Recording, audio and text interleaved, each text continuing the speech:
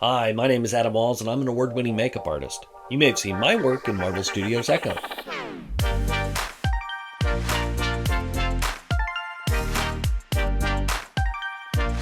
Are you curious about how makeup artists create fresh burns for film and TV? Well, come with me today on Off the Walls Effects, and we're going to figure it out. Hi, welcome to Off the Walls Effects. So today, it's all about burns. And today, we're going to be applying some fresh burns that were made by our friends down at Morphstore. Now, if you're not familiar with Morphstore, check out a couple of my previous videos. I actually went down to their facility and we made some foam latex prosthetics. I took those prosthetics home and I actually applied them so you can kind of see how foam latex works. So if you're interested in that, check that video out. But they don't only do foam latex, they also make silicone prosthetics, and in particular, a handful of these fresh burns. So they went ahead and sent those up to us, and we're going to apply those today. Now, before you do any sort of makeup effect, doing your research is really, really important. I've already gone through and found a handful of examples of how I want these fresh burns to look. Now, I went ahead and printed out a handful of burn reference images, and I'm not going to show them in detail. I'll do a real quick shot so you can kind of get an idea of where we're going with this. But some of these images are really tough to look at. It's one of those things when you're doing your research, you're gonna find stuff, especially if you're dealing with burns or wounds or the effects of what drug abuse does. When you're doing those sorts of makeups and you're looking for that research, you're gonna stumble on a whole bunch of stuff online that's really tough to look at. So make sure you go in with both eyes open and be under the understanding that this is what you're gonna look at. Like I said, I'm gonna give you kind of a wide shot of my reference. That way you can get an idea of what the colors are that we're going to be working with today. But that's really, really important because you want to make sure your stuff looks realistic on screen. Which brings me to my second point. You need to know what this stuff looks like for real, but you also need to know how to make it look good for television and film, because there is a difference. A lot of times when you're doing this research, you're going to find images of things that you look at that are real, and you're going to think, God, that looks fake. And you don't want that if you put that on screen. So you have to find that in-between zone where it's like, okay, this is what it looks like for real. How do I push it to make it a little bit more exaggerated so it reads on camera? Because if it doesn't read on camera, then what's the point? This is all an illusion that we're making. We're all in the process of telling the story. So that's what we need to do. We need to be a storyteller first, put those things on camera to progress the story along. The other thing that you should really know about burns is you should know whether your burn is a first, second, third, or fourth degree burn. Those 4 different stages are all very different, and you'll use different colors in each one of those stages to achieve your effect. Now, I've done my fair share of burns over the years. I've done burns on NCIS New Orleans, I've done burns on The Purge, I've done burns on Project Power. You know, and one of those things is you've got to know how your character got that burn. You have to know the difference between whether it's a chemical burn, whether it was a burn that they suffered from being in a fire, whether it was a burn from an explosion, was there debris in the air. All of these different burns are going to have a little bit of a different flair to them. So we're going to take all that knowledge and we're going to apply it today. We're going to go ahead and do a Procreate design to figure out what our burn is going to look like. We're going to go ahead and muck up the wardrobe to make it look like it's been burned. Number 3, we're going to go ahead and pre-paint and pre-glue our prosthetics. Number 4, we're going to apply it to my friend Jesse, who's going to come in, who's going to be our victim of the day. And then lastly, we're going to clean everything up and call it a day. So go ahead and sit back, relax, and let's get into this.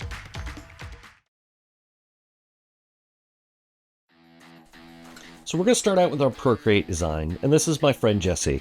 Now she sent this image over to me so I can muck it up here in Procreate. Now I did find a sweater on Amazon that I'm going to use. I went ahead and ordered that, but I'm also going to use it here on the design so I know exactly where it lands. Now these are all the different prosthetics from Morphstore. You can see that I'm going through and I'm actually painting up the prosthetics digitally, the last few that I hadn't gotten to yet.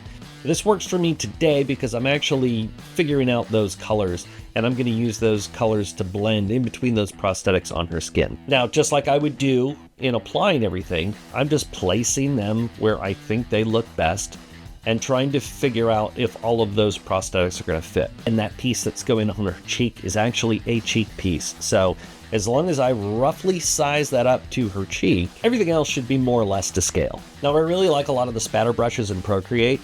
And if I go ahead and I drop my opacity on those brushes and I kind of bring the nozzle down a little bit, I can bring that in there. It's almost like spattery like an airbrush. I really like the breakup that it has. And again, I can work that breakup in between those prosthetics to make sure that I can blend everything in. I do want some skin bits showing, but I also want stuff to look a little bit more extreme on the burn side of things. Now, I really like doing this in Procreate because I can work all of those colors out in advance. I can figure out where the prosthetics are going to go, and I can figure out what's going to work best on her. Now you can see I'm working some of those highlights in. Again, so much of this is about highlights and shadows. Make time to figure out where you want those highlights to be and hit all those high points. Now, the other thing that I really wanted to do with this makeup is I wanted to take parts of that sweater and I wanted to burn it into the skin. I wanted it to look like that the sweater had fused to her body. So you can see I'm working a lot of that charring in, and we're going to have to char parts of that sweater to really make it look like it has been burned, it has been going through those extreme temperature changes. And the other part about this too is make sure to muck it up. We're going to bring that charring, we're going to bring that dirt and debris, we're going to put that over the sweater to really make it look like she's been through an explosion or she's been through an extreme fire. That's kind of what we're going for at this point. The other thing that I really wanted to do with this too is I wanted to bring some kind of oozing blood soaking through that sweater too. A lot of these burns, you're going to have oozing, you're going to have leaking, and you want to make sure that is shown on your wardrobe, because if it's not there, it's not really going to sell the idea that the body underneath is breaking down. And there you have it. There's our finished Procreate design. Now, the nice thing about doing a Procreate like this is it gives you time to figure out A, where you want to put your prosthetics, B, what sort of the body you want to tweak. Look at that ear. We tucked the ear back. Look how it invades her hairline. Look how I've kind of pushed her eye down a little bit. Those couple areas, because I'm working that out ahead of time, allows me not to have to figure it out on the day. Because if I have to figure it out on the day, it's going to take me so much longer. It's so much easier to do it beforehand, figure out what you're going to do. That way you can have a printed copy of your design as a roadmap for when you do it for real. So once we have our finished Procreate, we're going to go ahead and kind of match that with our sweater. You can see that I'm just going through with a Sharpie and I'm lining out where I want to cut and where I want to burn the sweater. Make sure that all of your lines are organic looking. If you're going to get burned with anything, the burn is not going to happen evenly. You're not going to have a straight line. So muck it up. Make sure that there are lots of little curves. Make sure that you're cutting some little holes in it. Take this time to make it look natural. Now you can see that I'm going ahead and cutting the sweater based off of that Procreate design. Again, it doesn't have to match exactly, but we're going to keep it close. Especially if you're working on a project and you've used your design as an approval that everybody has signed off on. You need to make sure that your final makeup looks somewhat close to what you've designed, or else you're going to have angry producers and directors hounding you about it. Again, it doesn't have to be exact, it just needs to be close, just so you kind of get a taste of it. You know what I mean? That's what we're going for. We're looking for that general idea, that general feeling, because obviously when you put this stuff on, or if you cut it out for real, things are going to change just ever so slightly. You might choose a slightly different color, you might put a prosthetic in a slightly different place, you might make a little hole in your sweater or your wardrobe or something like that. But as long as it generally feels like what you've designed, then you're good to go. So another thing that you have to keep in mind is we are tweaking the wardrobe. And that's not your job as a makeup artist, especially if you're working on set. The wardrobe department would normally take care of what we're doing right now. Now, I have had in special cases where if you have a very specific makeup effect, sometimes if you have a wardrobe supervisor or a costume designer who's really all about working together as a team with other departments, sometimes they will let that go and say, you know what, we'll give you the wardrobe they're going to be wearing. You muck it up so it works with your prosthetics. But that isn't always the case. That's something you have to play by ear and make sure that you have open communication with not only your department head and the makeup department, but also equally good communication with your wardrobe department and your costume friends. That's one of those things you just got to play by ear a little bit and have open communication and dialogue. Now, if you decide to do something like this, be careful. We're dealing with flames, we're dealing with fire, we're dealing with burning your wardrobe. So make sure you have a fire extinguisher nearby. I shouldn't have to say this, but when you're dealing with anything like this, safety is key. Nobody should get hurt while doing this. We're playing make-believe, right? So make sure that you have all that ready and standing by. Now you can see that I'm using this little torch. It's actually a USB-C torch, and it's got a little arc between the two contact points at the end. It's a great way to control so I don't have an open flame and I can't catch anything else on fire around me. I'm trying to be as safe as I can with this.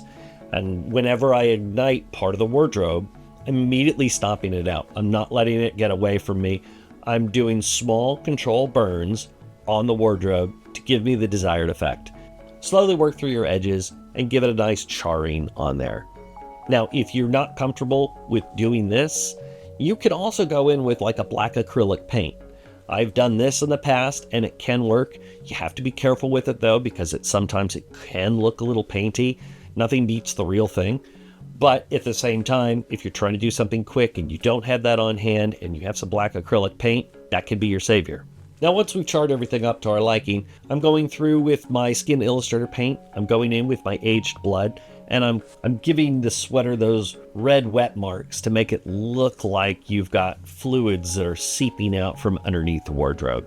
This is kind of a really gross little touch, but it really helps. Now, we're not just going to go in with this red color. We're also going to go in with some black colors as well, just to kind of continue to accentuate that charring.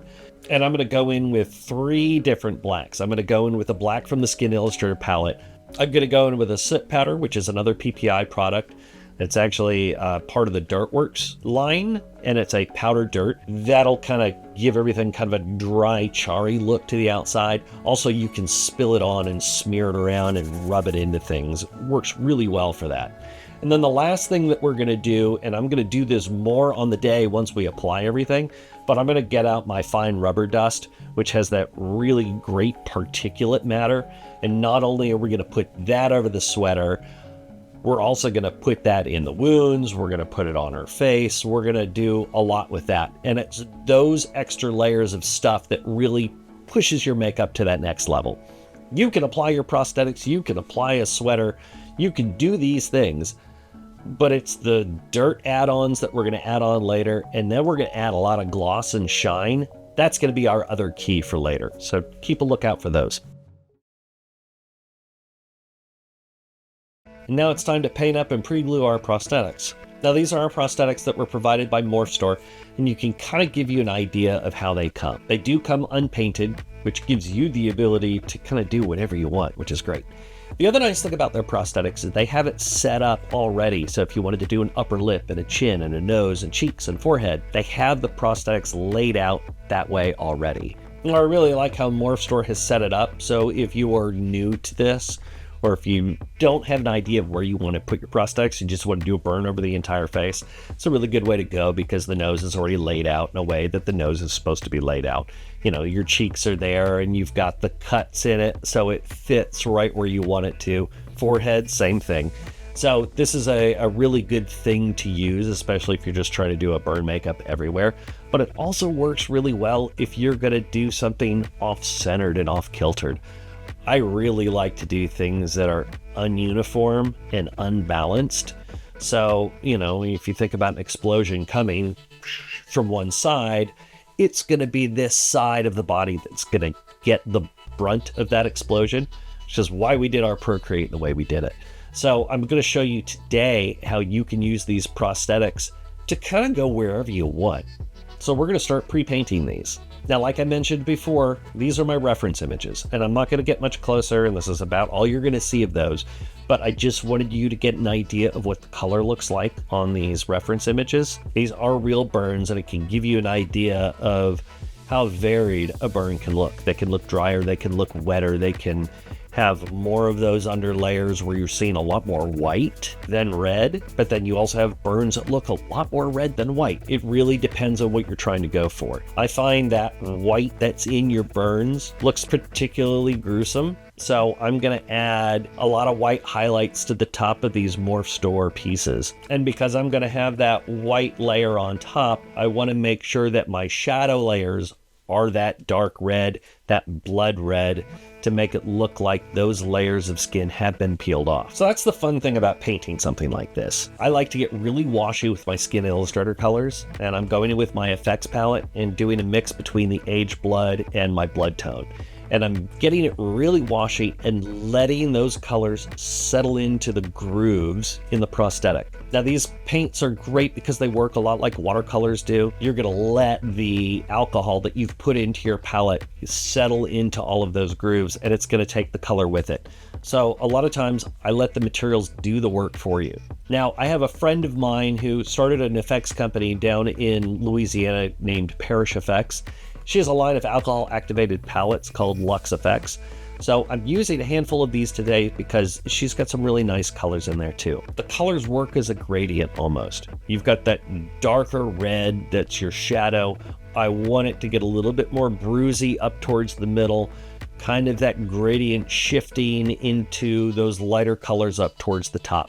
So I'm going in with that purple, that mauvey, pinky purple that she's got in that palette. I'm going to work that around all of the little grooves in that prosthetic. Much like the dirt on the sweater, this is very freeform as well. Just get in there with your brush and let it go. You know, see those little areas that catch your eye. I know I say that all the time, but it's really how my brain works. As I see those spots that beg for a little extra color, right, put a little there, put a little there. And the great part about pre-painting is you're figuring all of this out now. You're not doing it while you're trying to put it on your actor. Because if you're trying to do this whole process, you're trying to get in there with all that detail with your actor sitting in your chair, the makeup is going to take forever. You'll get to a point, especially if it's a really long makeup, you can feel your actor getting to a point where they're like, I'm done. I'm ready to move on. I'm ready to go with the rest of my day. I have other things in my head, lines, motivations, all that good stuff that they're trying to work through. So the less time they have in the makeup chair, the better. And if you can save them that time so the actor can go through their process, well, kudos to you, because that's part of the filmmaking process. That's what we're all here for. We're here to tell a story. So if you could do all those details ahead of time, that'll make your makeup look better and allow the actor to go through their process in the way that they need to do, making a better product all around in the end. Now you can see I'm using a little bit of yellow as well. Now the nice thing about yellow is you get those fat layer deposits that are in your skin, and I don't go crazy with it. I just wanted to add just a little bit, just to give those areas of the prosthetic a little bit of a warmer hue, a little bit more of a yellow hue. The other thing I like doing with this whole process is you can figure out what colors work on your prosthetics. And then that way, when you go in on the day, you know that you're going to go into that aged blood and the blood tone for your shadows. You know that you're going to go in with that mauve color for your in-between areas. You know you're going to go in with that more creamy color for your mid-ground tones. And you're going to go in with that very, very light lavender as that final highlight. I've worked all these colors out because I am pre-painting. And that just means that I'm going to be just that much more prepared for the makeup on the day. Now going in with highlights is one of my favorite parts of the painting process. The moment you put those highlights in, everything pops.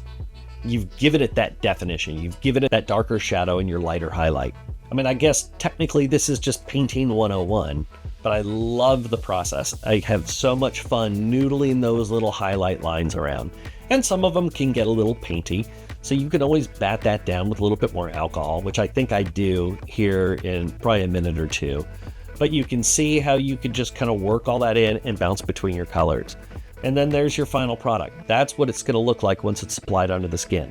Again, it can look a little painty, but the moment you go in with your gel, the moment you go in with your soot and your particulate matter and everything else, and it's glued onto the skin, I promise you it works really well. And so now that I use that first appliance as my testing ground, now I get to do the rest of them. And I'm going to go ahead and rock it through this real quick because you've already seen the process that I go through. But I'm basically doing the exact same thing to every single one of these prosthetics. I'm going through in those colors. I'm going in with my aged blood and my blood tone out of the effects palette. And then I'm using those Skin Luxe palettes, those 3 different palettes, the pain palette, the skin tone palette, and the death palette. And I'm using those 3 palettes and those handful of colors from those to really give these burns the life that I want them to have. And as you're going through this process, if you see something on one of the pieces that you've already painted, I'll go back and hit it again. I mean, now is the time, right? I would much rather tweak this stuff while it's sitting on the table than tweaking this stuff on my actor's face. This is also a really relaxing part of the process. I always find that if I'm going to spend, half an hour to an hour painting something like this, just pop those headphones on. Either get some nice music going, whatever you like, get a podcast going, just find something you can zone out to for a while, and it just calms your head. Especially if you're going to be on set. If it's a stressful project, this is a great way to kind of unwind a little bit. I love my job, but sometimes it can be a little stressful, so find those opportunities when you can get them. After we get everything painted up, we're going to go ahead and clean our prosthetics. Now, a lot of times, if it's not a prosthetic you've made, I don't know what sort of process they've gone through in the shop that they've come out of. A lot of times, especially if it's like a 2-part mold that's coming out, you'll have release on either side of those. So take some time to clean your prosthetics. Go in there with a little 99% alcohol, scrub off the back end a little bit, make sure it's nice and clean. Because we are pre-gluing these pieces, we want to make sure that that glue has a nice firm bond to the bottom of the prosthetic. The last thing you want to do is have glue that's not going to stick because there's some sort of release on the back end of your prosthetic. That's going to cause all sorts of problems on the day. So make sure you clean your prosthetics before you apply them. And so today we're going to use some Telesis 8. Went ahead and got my thinner and my glue out. And essentially what I'm going to do is I'm just going to glue the back end of this prosthetic. I'm going to glue all the way up to the edge and make sure that there's a nice even coat on all of this. I've talked about this in previous videos, but I really like pre-gluing prosthetics because especially if you've got them up on the face and you've got your actor sitting up, if you position that prosthetic where you want it, you want to make sure it stays there.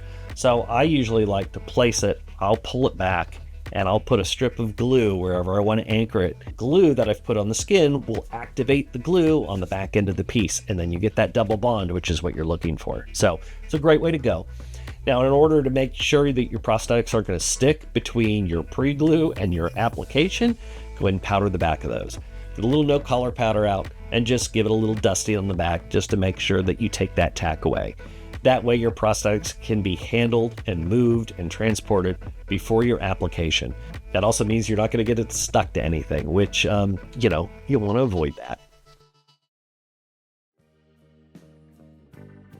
All right, so we're going to do some burns today. And then, of course, this is my friend Jesse who's going to come in. Jesse and I worked together a handful of years ago on Bad Boys, which was... It was great. It was a fun experience, She had the habit of running up to me and going, blood, please add blood. Father blood. I would ask Adam for blood.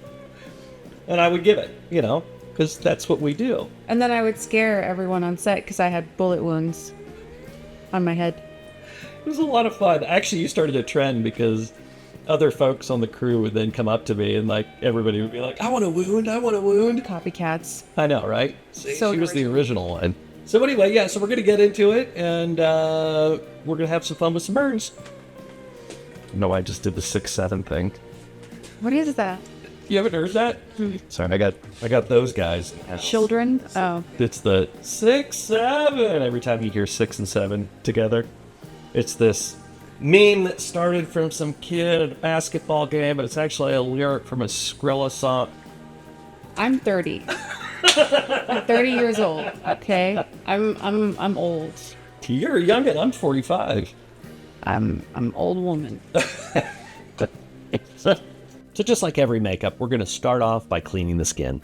I'm using Kiehl's Blue Astringent, and I'm using that to remove any makeup, dirt, and debris that might be on the face before I apply. I'm going to make sure you have a nice clean surface. Now, because this is the first time we're putting on the sweater as well, I'm making sure that it's going to line up the way I want it to. I'm trying to get an idea of where those little flaps are going to lay, and I'm trying to get an idea of where I'm going to put my prosthetics. Once we get that set, I'm actually using a little bit of hair gel to kind of push her hair down.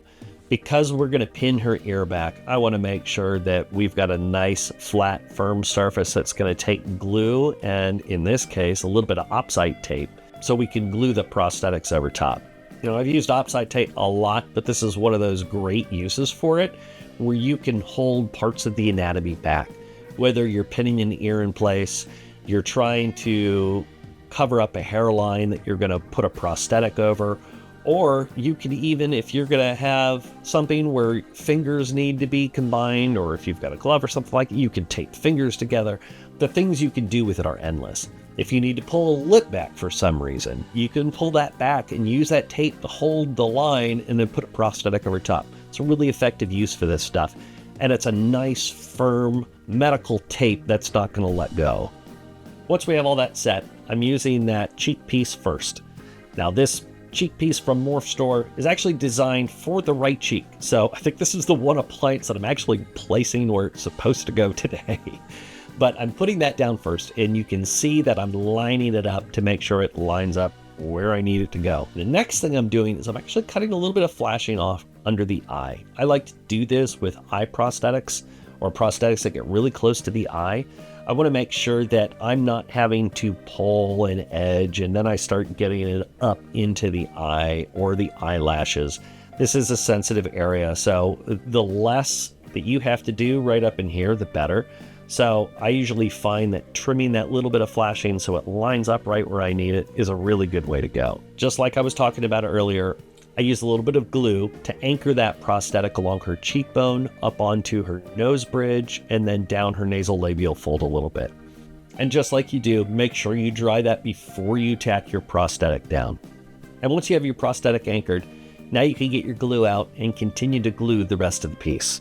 Now I'm working around the inside of her nose first and her lip and chin area, but if I was to do this again, the better way to go would be to anchor it in the center first and then stretch out from there, giving it just a little bit of a tug.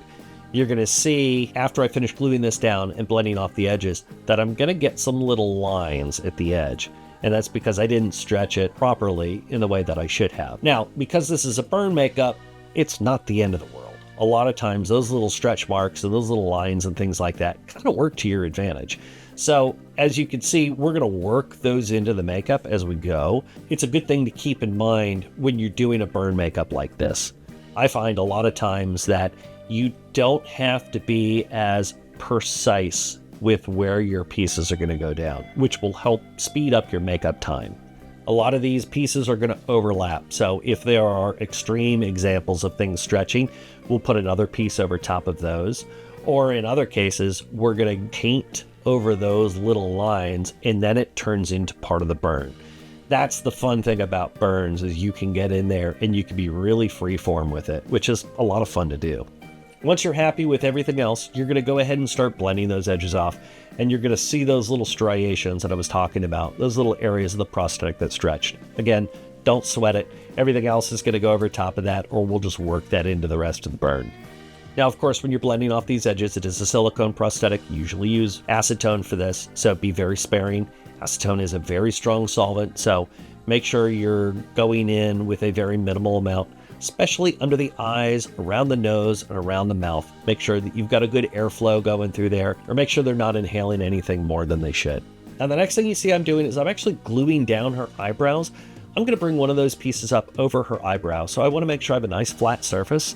And so when you're doing it, go ahead and keep working it until it gets tacky. And you can see right there, you see how when I remove my brush, it's pulling those strands of glue with it?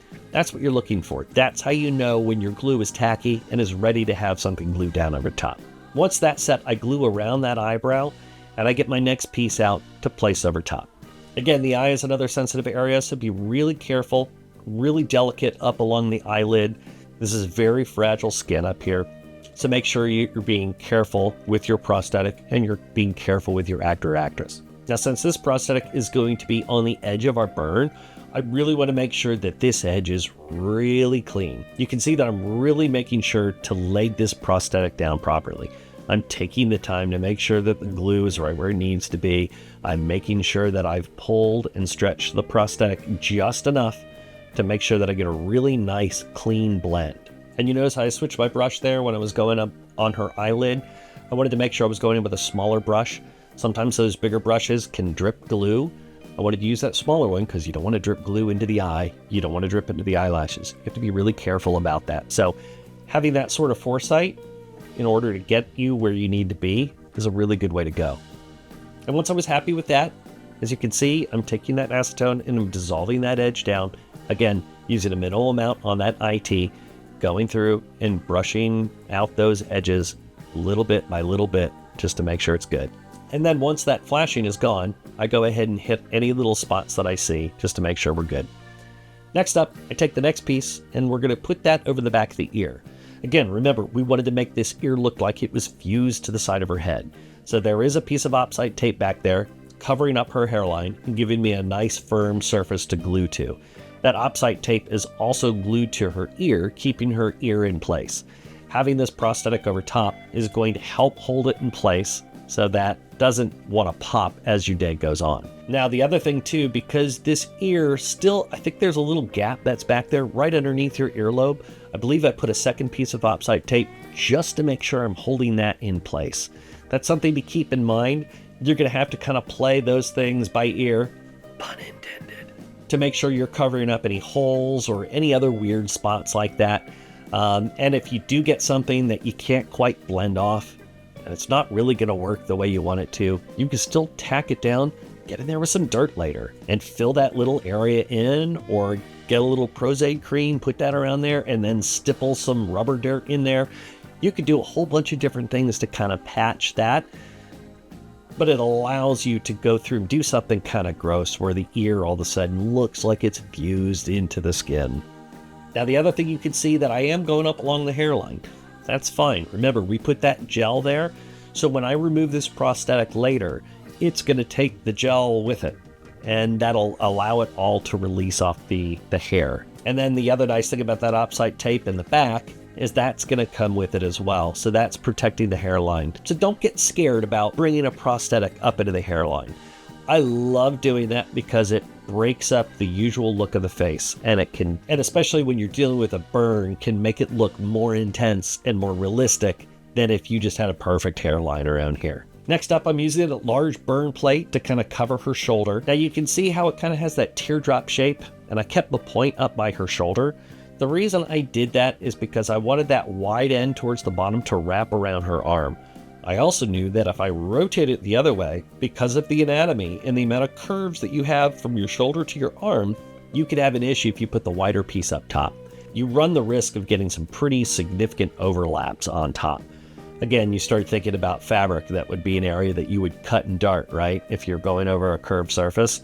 Same thing applies to a prosthetic, and I didn't want to cut and dart it. But luckily, because it had that teardrop shape, circle that guy around, put the thin part up top, wide part towards the bottom that wraps around the arm and covers a lot of that real estate to make her arm look really burnt. Now you can see when you're blending edges off over another appliance, you can see how they kind of just disappear right in the appliance.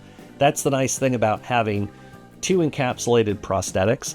When you're blending off that encapsulation into the encapsulation of another prosthetic, I love it because it seamlessly blends in and it's so hard to see that edge. You can see that I was kind of manipulating the sweater a little bit. I wanted to see where those bits of the sweater would line up so I can make sure that I've got the big open areas a prosthetic is covering.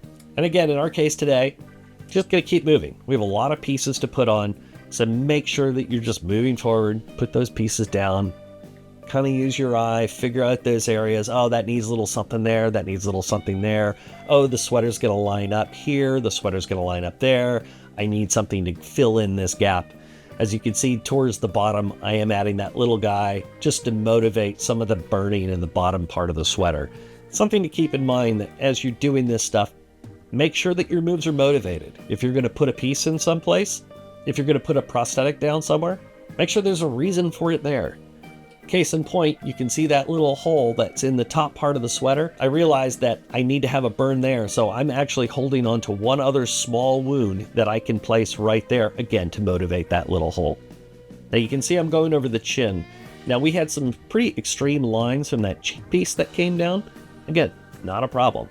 I had that little chin piece hanging out, ready to go, so I could put that right over top of those lines and then make sure that I dissolve the edges on the edge of that chin piece so it really seamlessly blended out in the skin.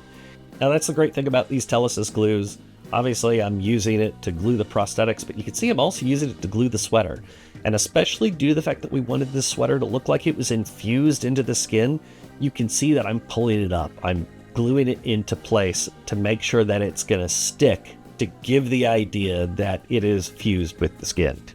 And of course, as you do, you got to get a little selfie break in there every now and again. Once we're happy with the prosthetics, we're going to start going in with color. Now you can see I'm going in with my blood tone and my aged blood. I'm using that in those in-between areas to blend those prosthetic colors off into the skin. And you can see in many of these cases, we still have some edges that have popped on some of these prosthetics, or that I just didn't get down to begin with. Again, because it's a burn, I don't have to be as precise with that. I can let some of that lift up. I can have some of those flaky bits. Because last time I checked from some of our reference, there's lots of flaky bits in there, number one. And number two, I also know that I'm going to go in with a gel later. And that gel, because it's wet, and because wet things tend to get other things to stick, I know that when I go over top all of this, it's all going to kind of go off into the ether anyway. So if it's not going to matter in the end, don't hit it. Don't take the time to do that, because it's not going to matter. You want to get your actor in and out of the chair as fast as you can. So taking extra time to do stuff that doesn't matter is a waste of time. Don't do it. And we're just going to keep working these colors around, bringing those lines, and we're going to go in with the same colors that we were using when we were painting out the prosthetics. Again, starting out with my aged blood and my blood tone, and once I've brought a lot of those colors in and around the wounds, connecting those burns together, adding some redness around the edges of the sweater where the sweater meets the skin, then I start going in with the Luxe Skin Effects line. And I start bringing those exact same colors that we used to pre-paint the prosthetics, I start bringing that into my makeup. And essentially you're doing the same thing we did during the pre-paint. We're just focusing on shadows and highlights. We're trying to punch the highlights where we can, and we're trying to punch the shadows where we can. You're just going to continue to work this until nothing catches your eye anymore. You're going to see little spots where you're like, oh, that's an issue. I need to hit that. Just keep working through those until you're comfortable with it. And then, of course, with the eye, you can go in with a little bit of those alcohol-activated paints, but I really like going in with that Makeup Forever Flash Color case. It's cream-based makeup. And you can go in the purples and the reds underneath the eye to kind of bring that in. And then I also go ahead and I bring in that red liner pencil and I get that waterline. Now, as you can see, I'm slowing it down here just so you can see the difference between the left eye and the right eye. And you can see just how much more mucked up the damaged eye is and what a difference the color around that eye makes. Don't be afraid of the eye well. Go ahead and hit that. Those areas are so important. Your characters that you create for film and TV, they always say the eyes are the gateway to the soul. Makeup effects, it's really important. If you're going to see right here, you're getting into the character because of their eyes. Spend some time around the eye and make sure it works for the rest of your makeup. Once we're set with all that, I'm going in with some Ben Nye Final Seal. I like Final Seal because A, it's a sealer, but B, it's got a little sheen to it. So a lot of times you'll see me use EBA's Pro Seal, which has got a little bit more of a matte finish to it. The nice thing about the Ben Nye Final Seal is it's a little shiny. So due to the fact that we're going to be making these prosthetics really glossy and wet looking, this is the perfect thing to use. And I always make sure that I seal my makeups before I do anything on top of it. So before I add the dirt, before I add any particulate matter, before I add the gloss and the wet look, I want to make sure that I'm keeping the paint job underneath intact.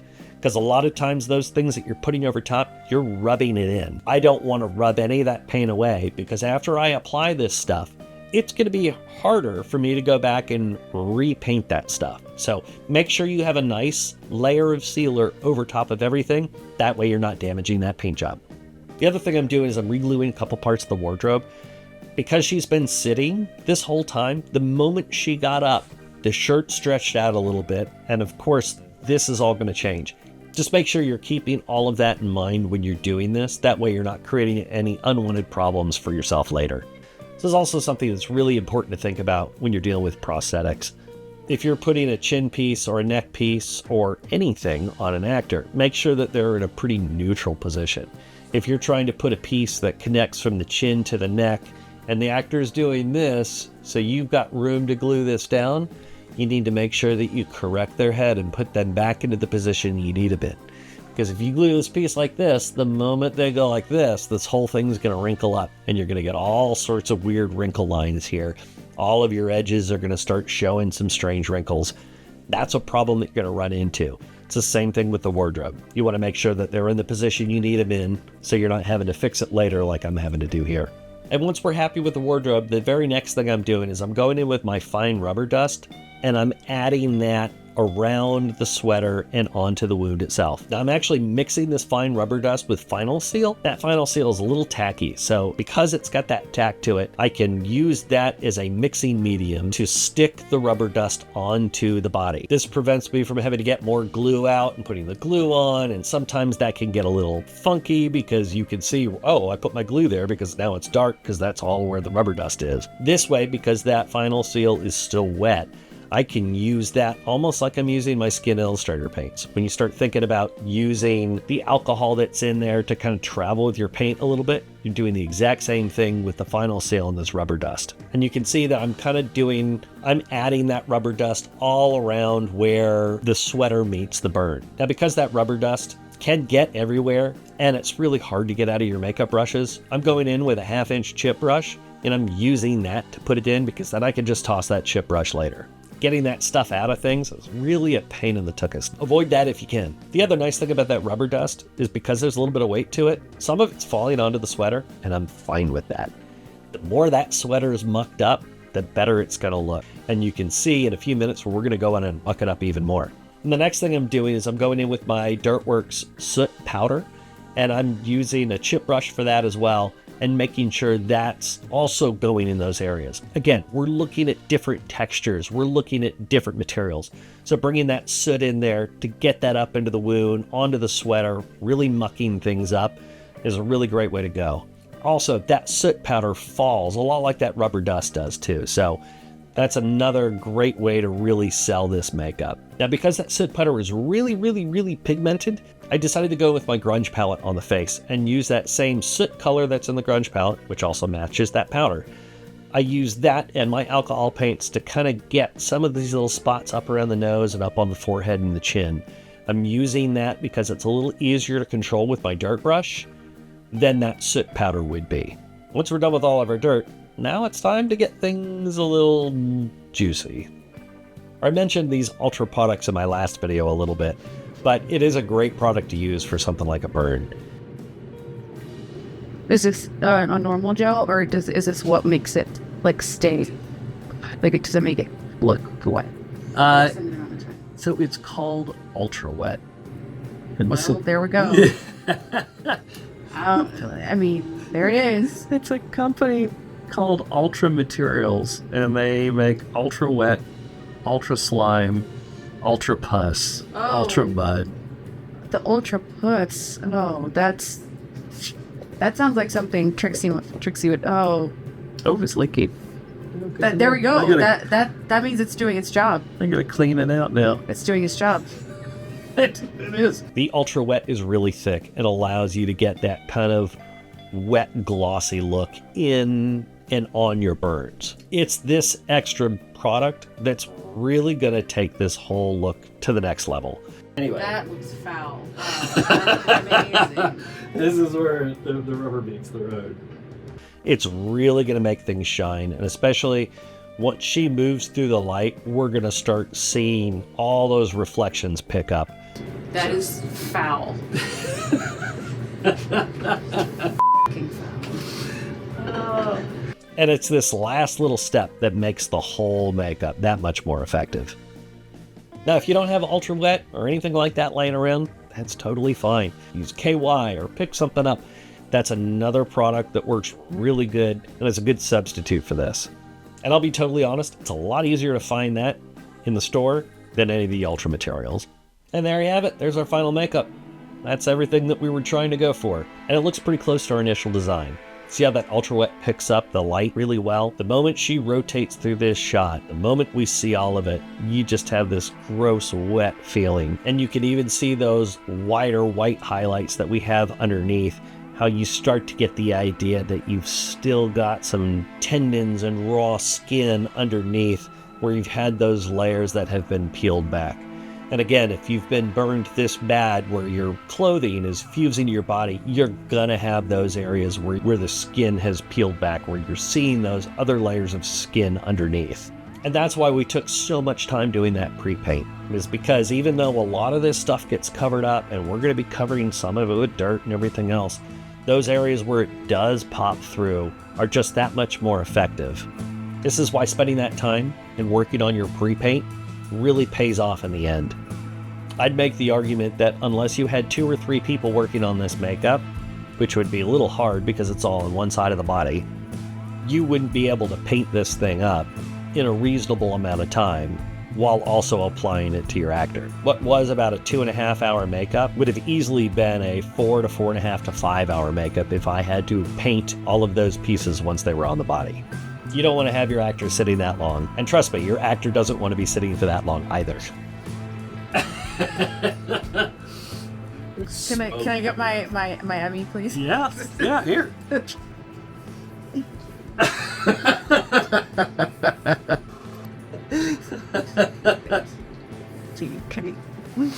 crazy. You know the funny thing about it? What? It's got all the rules on the underside. Are you allowed to put it on your toilet? They're rules. In your I bathroom? knew. I did joke I should put. I drive a Hyundai. And I was like, I should make it my hood ornament for my Hyundai. That would be so good. Oh my god, that would be, you would be serving. Go to the Publix with this as your, do it. Right. So how do you feel after being burned? I feel great. Ready for a glass of wine, some dinner. Okay. So I'm not going to dinner with this. I mean, this is disgusting. And I mean that with the highest compliments. I will totally take it. Like, before I was like, you know, I saw when it was just the pieces. Just the pieces. I was like, I was starting to see it, but then as soon as you put that goo on, that's what really gave it that whole. No, it feels. It feels like I'm just wearing like the sweater is complete. Right. So, but it's all encased. I feel like I'm back home. That's good. That's what you want. Yeah. And just like that, we're into cleanup. So I'm using my glue removal brushes and I'm using isopropyl myricate to remove those prosthetics. You just slowly work underneath those prosthetics, releasing the bonds that we placed, and you slowly peel that prosthetic back. The last thing you want to do is rip it off real quick because you don't want to damage the skin underneath. Now, I have had actors do that before, and as I always say, you can let them know ahead of time that you might damage the skin. They're grown adults. I'm not going to force them not to. And if it's a one-off and they're just going to take it off real quick, that's fine. That's one thing. But if they have to have this on every single day, I've had actors in old age prosthetics where they were in these prosthetics for 30 days straight. And when you're in something like that for 30 days straight, taking care of the skin underneath is really, really important. So I always make it a rule of thumb of mine to carefully remove these prosthetics to make sure that you're not causing any discomfort. Again, nobody should get hurt while doing this. We're playing make-believe. And again, be really careful around the eyes, be really careful on the hairline, slowly work those areas up. I know these areas can get really sensitive. These areas back behind the ear can get really sensitive. So make sure you're taking your time and you're being careful when removing those areas. After the bulk of the prosthetics are removed, I go through with a puff or a cotton round to remove any leftover bits of debris that are still left on the skin. So after we got everything removed, I went upstairs to go get the hot towels that I had ready for Jessie. And unfortunately, over the past month, it has been really cold just about everywhere in the United States, here included. And my kids upstairs decided to plug in a space heater.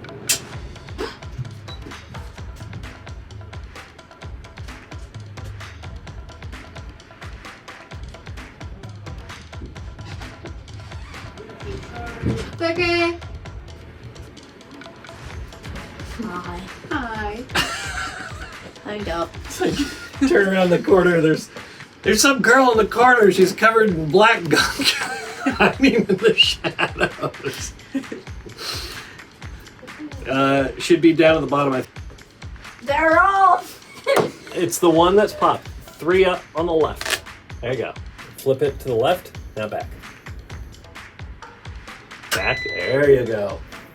I think that didn't happen earlier. That would have conked up the computer and everything.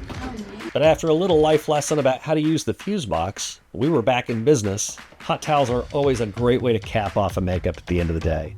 Especially if it's cold outside, you get a nice hot towel to remove any little additional stuff that might be on the face, take those oils off, and you just want to sit under it for a second or two and just bask in its warmth. Shoot, even if it's in the summertime, they feel really nice. So make sure to always have those on hand too for cleanup at the end. Alright, so there you have it. There's a fresh burn makeup in a nutshell. Just always keep in mind when you're doing these makeups to make sure you know what it looks like for real. Do your research. And then also know how you want it to look on film. Know why the character got it. Know why it's on the part of the body that it's on. And make sure you have those conversations so you get things approved beforehand before you start rolling with any of it. Burn makeups are a heck of a lot of fun. And if you've not tried to apply one, I think you should. They're really cool. That being said, I want to give out a couple special thanks today. I want to give out a huge special thanks to Morphstore. I really appreciate Andy sending me these prosthetics today that we were allowed to do this. So if you're curious about picking up some burn prosthetics or any of his other foam latex prosthetics, definitely check out his website, morphstore.com. He's got all of this stuff up on the website. Lots of great stuff up there. So definitely check that out. Also, I want to say thanks to Jesse for popping in today. I know it's been really cold lately, so sitting in a cold basement while wet stuff is put all over you is not always the most fun. So I really appreciate her coming out as well. And I appreciate you guys for watching. So if you liked the video, go ahead and give it a like, subscribe to the channel if you haven't already. So as I always say, be safe out there and keep making cool stuff.